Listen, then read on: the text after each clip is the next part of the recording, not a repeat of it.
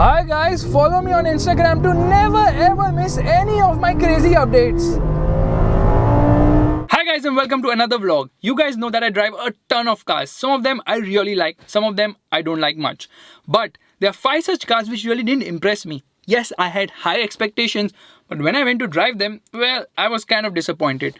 Without much ado, let's get to those 5 cars. But before we get going, make sure to give a like to this video, subscribe to the channel, and number 5 happens to be none other than the Mahindra TUV 300 Plus. See, the TUV 300 is actually a sub 4 meter SUV. Compact SUV if I may. But the Plus model kind of looks hideous to me. And the TUV 300 Plus happens to be more than 4 meters in length, 4.4 meters to be precise.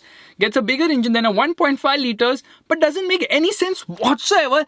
That's the reason I've spotted 0 till date. So what is this whole TUV 300 Plus? Well, the TUV 300 is a 7-seater. The TUV 300 Plus is a 9-seater. Yes, a 9-seater. This can seat 4 people over here, which is the biggest lie I have ever heard, because firstly, finding people who are extremely thin to fit into this seat on both sides is an impossible task. So there's no leg room for people to sit. There are no seat belts over here. There are no AC vents over here. What the hell is happening? Who's going to sit here and risk their life? So while the TUV 300's last row of seat can accommodate 2 people, it's not really comfortable. Now just imagine it's slightly longer and they want 4 people to sit there with jump seats. Not happening. I won't even put my enemies there. It's a car which you can stuff your enemies in the last row and go, because it's just impossible to put people there. The TUV 300 Plus definitely is heavier, but also gets a bigger 2.2 liter engine with a lower state of tune of 120 horsepower. Certainly it doesn't feel underpowered anymore, but it still is noisy, has a ton of vibrations which you can feel almost everywhere. Pedal, seat, steering wheel, as well as the gear lever, which also vibrates a lot. This car doesn't make any sense to me whatsoever. And here we go. Yeah, a little bit of wheel spin and we are off. Red lines at 4,800 RPM, and it kind of jumps up on upshift. Number 4 is a premium Italian car. It is the Maserati Levante. When I first drove it, I was baffled. What's exactly happening here? The quality was subpar for such an expensive car. And I thought the car is priced 2x of what it should be. Then I reminded myself that every Maserati car sold in the Indian market is priced 2x of what it should cost. The other problem is the infotainment system. It's laggy. And a lot of the buttons come from other FCA cars, including of course the infotainment system, which is not done at this price point, Maserati. Push button, start button, it comes from the Jeep Grand Cherokee, so they are part sharing with FCA. Kind of feels cheap in a car which is so premium, cost rupees 2 crores. The model I drove was of course the diesel. A diesel premium Italian SUV is a good thing. Powered by a V6 motor. Yes, that's exciting, but no, it's not, because the car doesn't feel exciting to drive. Yes, it has got performance. Acceleration is brisk, it's very linear, there's no kick in the pants feeling from this car, but it just won't make you skip a beat. Well, that is a problem. But the biggest problem of course is poor reach, no service, expensive parts. For rupees 2 crores, you're better off buying a house and eating Italian food in it. Number 3, the BMW i8. Okay, BMW fans are going to be butthurt, but trust me, the world resonates with my decision, because the i8 hasn't caught the fancy of so many people, or rather not many people, that BMW has decided to discontinue it.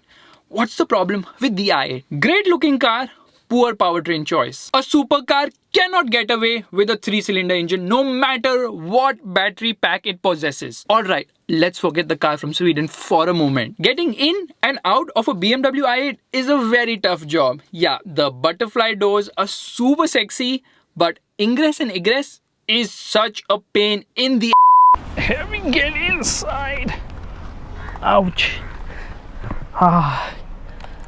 The doors are very light. The ride is stiff too, and the price is extremely high at rupees 3 freaking crores. But by far the thing which did not impress me at all was the powertrain, because the battery pack is a plug-in system.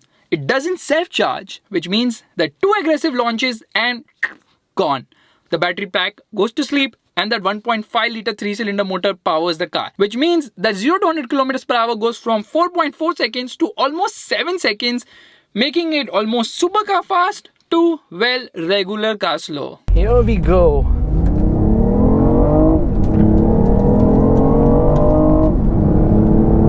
honestly such an expensive car. The time when it was launched, it should have been a self-charging hybrid considering the charging infra was so poor. The fake sounds and the lack of natural oral pleasure are further hiccups with the i8. Number 2, the Lamborghini Aventador. Okay, Lambo fanboys, stop looking at me like this for a moment.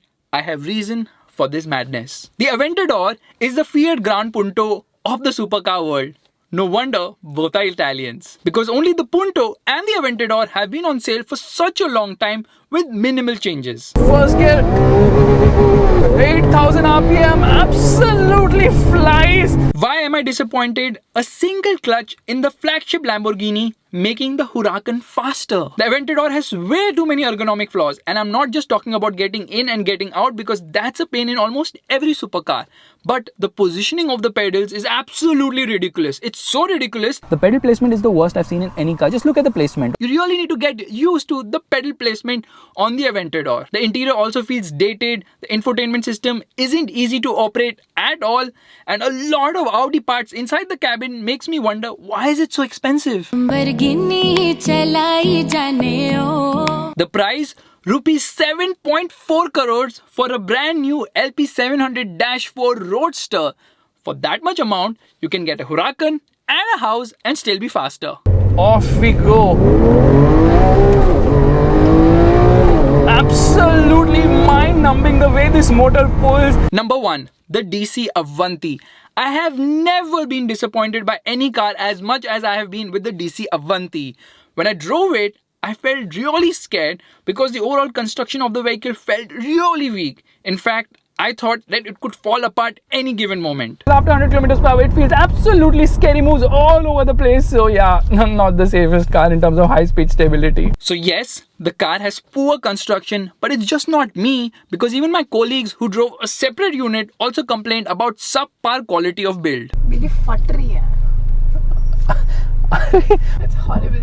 How can you make car like this? The cabin is so badly put together that things feel loose, they rattle a lot, and let alone calling this a supercar. This is not even a sports car in the real sense. This car is done less than 8,000 kilometers and it feels horrendous to drive because of a lot of issues with the vehicle. The wipers are not working, by the way. There are a lot of things which are not working with this car, and overall build quality leaves a lot to be desired from. For starters, there's no concept of safety inside this car. There are no airbags on offer either. But the problem is that it just doesn't feel well put together. It feels scary. It doesn't even have airbags. The clutch is super duper heavy. It's so heavy that you get a leg workout on your left leg only, and the car has a big tendency to stall as well. The clutch is so freaking heavy now. Okay, now my left leg workout is done.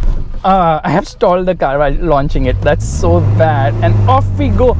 The accelerator pedal feels very heavy. And that 4-cylinder engine isn't efficient either. It returns between 5 to 7 kilometers per liter. Honestly, the output of the Avanti could have been so much better because crucial parts are actually sourced from elsewhere. Like the engine comes from a Renault.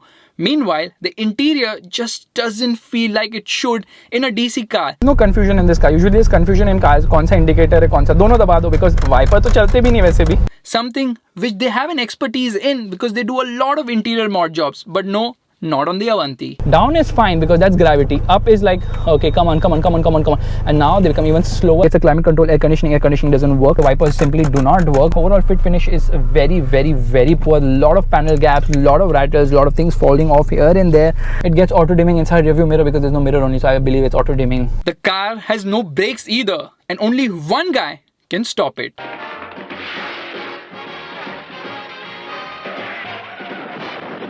Well, one rather get a Skoda Octavia RS, which is like 1,000 times better. Forget the Octavia, even the Honda City with its CVT gearbox is 100 times better than the DC Avanti.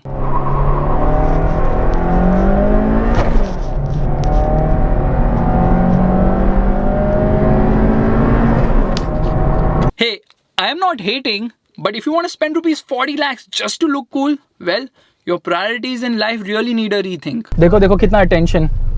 That's me, yes. जो लोग बाहर हैं उन्हें पता है कि मस्त है, जो अंदर है वही जानते हैं क्या है. Yet, if you still buy the car, people are actually confused which is the front or the rear because both of them look like the front. Having the motor revs all the way to 6,000 RPM and off we go. 60 kilometers per hour in first gear and crosses 100 in second. As you saw, the cars in this list were from a variety of segments. I know it seemed harsh, but that's the truth of the matter. I wouldn't recommend any of these 5 vehicles to anyone whatsoever. But you should tell me which is the car you would never recommend to anyone and which didn't impress you at all. That's it for now. Over and out. Bye bye.